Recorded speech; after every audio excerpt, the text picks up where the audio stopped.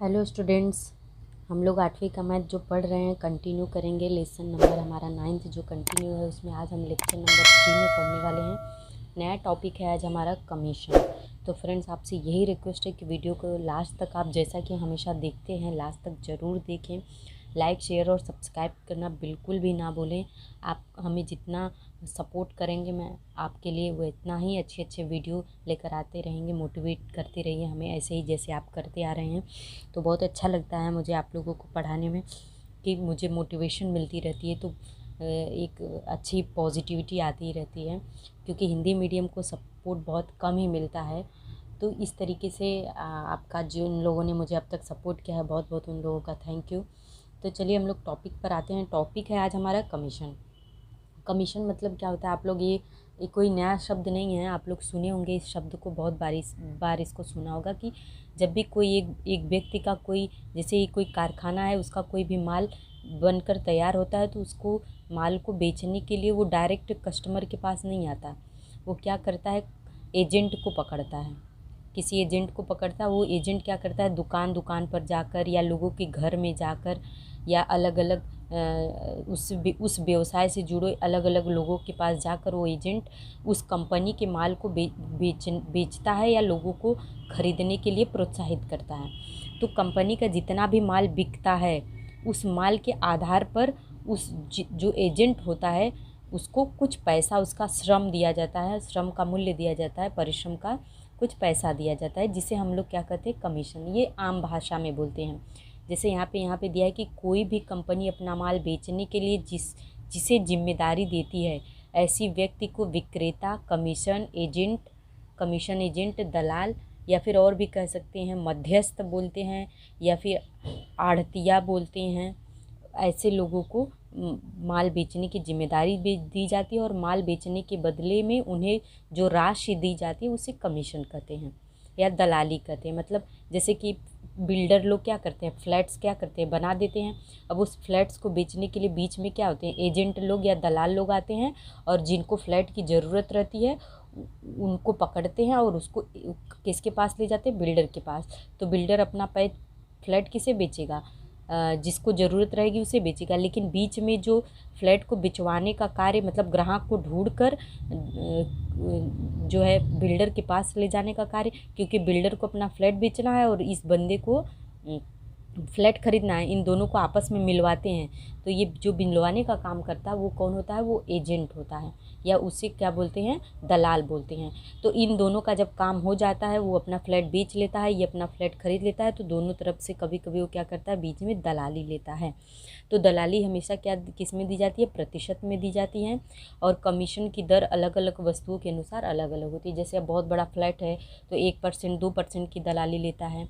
छोटे छोटे शॉप की दुकान है, कापी किताब की दुकान है, कपड़े की दुकान है, ये लोग छोटे छोटे दलालों का अलग होता है। सब्जी मंडी में, अनाज में, फल फूल, इन सब में भी मध्यस्थ होते हैं, यानी कि दलाल होते हैं जो आढ़तिया या दलाल कहे जाते हैं। और दलाली या आढ़त जो माल खरीदी करता है या जो बेचता है, उन दोनों से क्या करता है, उसको पैसे मिलते हैं। तो ये होते हैं दलाल। तो इस पे बेसिस क्या है, आज हमारा टॉपिक है और इस पे बेसिस यहाँ पे आपके बुक में जो है हमें कुछ उदाहरण हैं जो कि आज मैं आपको एक्सप्लेन करूँगी, समझाऊँगी। इसके बाद हम क्या करेंगे, इसका जो प्रैक्टिस सेट आगे है वो सॉल्व करेंगे। तो यहाँ पे पहला एग्जाम्पल क्या दिया हुआ है, हम बुक में ही देख लेते हैं। आई होप आपको दिख रहा होगा। यहाँ पे पहला एग्जाम्पल दिया हुआ है कि श्रीपति ने एक दलाल के जरिए 2,50,000 रुपये का एक भूखंड सदाशिव को बेचा। एक दलाल के जरिए श्रीपति का जो है भूखंड मतलब ज़मीन का हिस्सा, उसने ज़मीन का हिस्सा के 2.5 लाख रुपए में सदाशिव को बेच दिया है। ठीक है, दलाल ने दोनों ओर से 2% की दलाली ली, तो उसे कितनी दलाली प्राप्त हुई? दलाल ने क्या किया है, जिसका ज़मीन है उससे भी 2% की दलाली ली और सदाशिव जो खरीदा है उससे भी दलाली ली। दोनों ओर से 2% की दलाली दलाल ने ली है। तो उसे कुल कितनी दलाली प्राप्त हुई, ये हमारा क्या है, क्वेश्चन है, यही सॉल्व करना है। तो यहाँ पे हल दिया हुआ है, सॉल्व किया हुआ है कि भूखंड का मूल्य 2.5 लाख मतलब 2,50,000 रुपये है, इसलिए दलाली बराबर प्रतिशत में है, कितने प्रतिशत है, 2% है।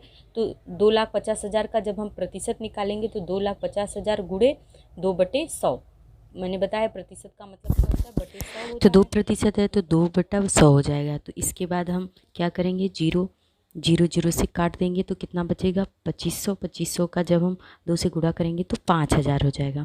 तो यहाँ पे कितना हो गया, 5000।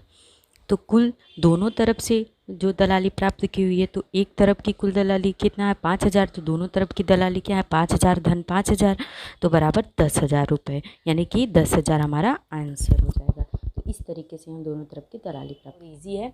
इसी तरह से इसमें दूसरा एग्जाम्पल भी दिया हुआ है कि सुखदेव ने आड़तिया के माध्यम से, मैंने बताया आड़तिया मतलब एजेंट होता है, इसी का मतलब दलाल होता है, इसी का मतलब वो क्या होता है, मध्यस्थ होता है या कमीशन एजेंट होता है। तो आड़तिया का मतलब दलाल ही होता है। तो दलाल के माध्यम से कितना किया, 4050 रुपये प्रति क्विंटल की दर से 10 क्विंटल गेहूँ बेचा। उसने आड़तिया को 1% की दर से आढ़त दी, तो गेहूँ की बिक्री के पश्चात उसे कुल कितने रुपए प्राप्त हुए ज्ञात कीजिए। तो देखिए गेहूँ का बिक्री दर कितना है, 10 क्विंटल।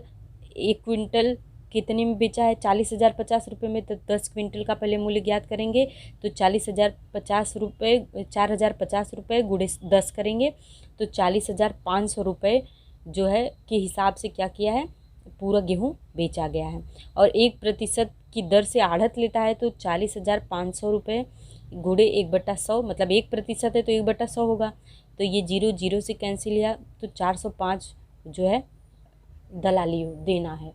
ठीक है। अब गेहूँ बेचने पर राशि बराबर बेचने पर राशि गेहूँ का विक्रय मूल्य माइनस 8 है। तो गेहूँ प्रश्न पूछ रहा है कि दी तो गेहूँ बिक्री के पश्चात कुल कितने रुपए प्राप्त हुए।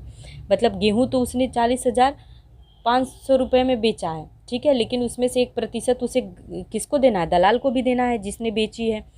तो दलाल को उसको देना है, तो पहले गेहूँ का क्या करेंगे, बेचने की राशि गेहूँ का विक्रय मूल्य माइनस आढ़त। तो विक्रय मूल्य कितना है, विक्रय मूल्य 40,500 है और उसमें से 405 रुपये घटा दिए तो 40,095 रुपये सुखदेव को राशि प्राप्त हुई है। तो गेहूँ बेचने के पश्चात सुखदेव ने कितना राशि प्राप्त किया है, 4,500। मतलब सबका दे लेने के बाद उसके पास उसके पॉकेट में जितना पैसा आया है वो 40,095 रुपये है। तो इस तरीके से इसको सॉल्व कर लेंगे। बहुत ही सिंपल तरीका है, बस हमें प्रोसेस पता होना चाहिए। प्रतिशत निकालना बहुत मीन है, आपको मैंने बताया भी है 1-2 वीडियो में आपको। तो अब आते हैं, हमारा नया पॉइंट है हमारा रिबेट। ये भी बहुत इंपॉर्टेंट है। रिबेट और दलाली में ज़्यादा फ़र्क नहीं होता है, थोड़ा सा ही फ़र्क होता है। दलाली कहीं भी किसी के मध्य हो सकता है, लेकिन रिबेट क्या होता है, जिससे कि खादी, ग्रामोद्योग भंडार,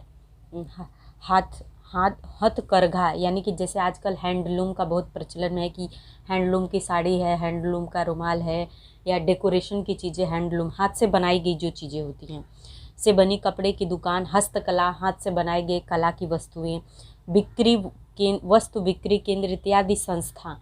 यानी कि कुछ संस्था जो होती हैं वो क्या करती हैं, कुछ विशेष अवसरों पर ग्राहक को छूट देती हैं।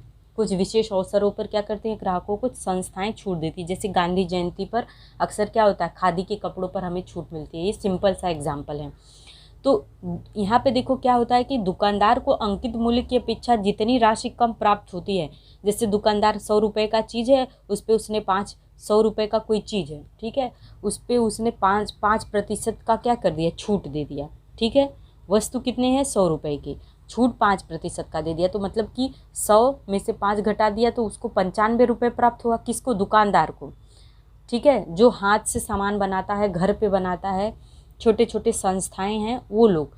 अब ये कमी कहाँ से 5 रुपये की पूरी होगी, ठीक है, तो वो कमी जो होता है, अपेक्षा जितनी राशि कम मिलती है उसकी पूर्ति शासन द्वारा होती है। मतलब सरकार जो है वहाँ के लोकल गवर्नमेंट जो होती है वो उसकी पूर्ति करती है। अब ये जो 5 रुपये की कमी है, दुकानदार को तो 5 रुपये का नुकसान हो गया, लेकिन ये कमी दुकानदार कहाँ से प्राप्त करता है, वो वहाँ के शासन से प्राप्त करता है, मतलब कि गवर्नमेंट से प्राप्त करता है।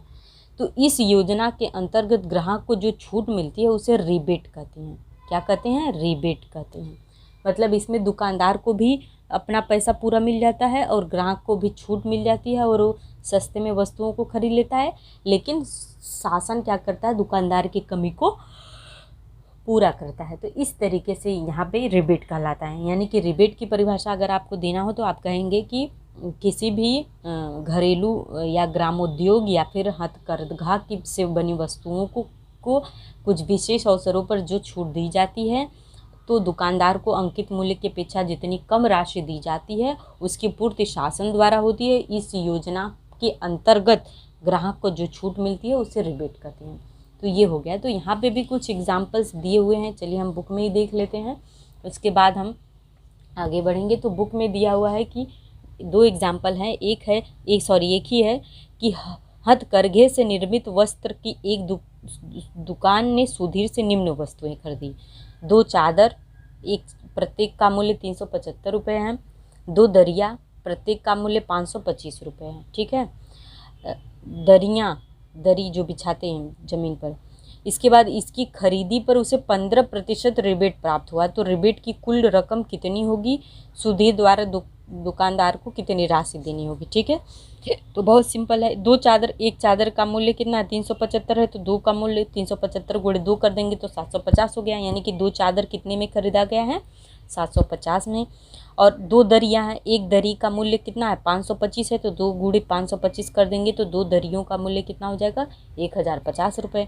यानी कि टोटल वस्तुओं का मूल्य दोनों को जब जोड़ेंगे 750 और 1050 तो कितना हो जाएगा 1800 रुपये कुल मूल्य हो गया। अब अंकित मूल्य पर प्राप्त कुल रिबेट कितना है 1500, 15% का है, प्रश्न में दिया 15%, तो 1800 गुणे 15/100%। तो ये जीरो से कर दे तो 15 गुणे 18 करेंगे तो 270 रुपये। यानी कि कुल रिबेट कितना हो गया 270 रुपये। अब 1800 रुपये में से जब हम 270 घटा देंगे तो 1530 रुपये। तो सुधीर द्वारा दुकानदार को कितना राशि दिया जाएगा 1530 रुपये दिया जाएगा। यही इसका आंसर हो जाएगा। तो आई होप आपको ये समझ में आ गया। बहुत ही सिंपल है बस, लेकिन हमें ये ध्यान रखना है प्रतिशत कैसे निकालना जाता है, वस्तुएं कितनी है, वस्तुएं का गणना कैसे करना है, उसको जोड़ना है कि घटाना है, कितने का मूल्य दिया हुआ है, ये सब चीज़ें ध्यान में, पहले प्रश्न को बहुत केयरफुली पढ़ना है और उसके बाद सॉल्व करना है। बहुत इजीली सॉल्व हो जाता है, कुछ भी कठिनाई नहीं, कोई प्रॉब्लम नहीं। अगर है भी तो कमेंट बॉक्स में मुझसे लिखकर पूछिए, या फिर अगर आपके पास मेरा व्हाट्सअप नंबर है या किसी भी माध्यम से आप मुझसे जुड़े हैं, स्कूल में मिलते हैं, तो वहाँ पर मुझसे मिलिए और पूछिए। मैं आपका ज़रूर डाउट क्लियर करूँगी।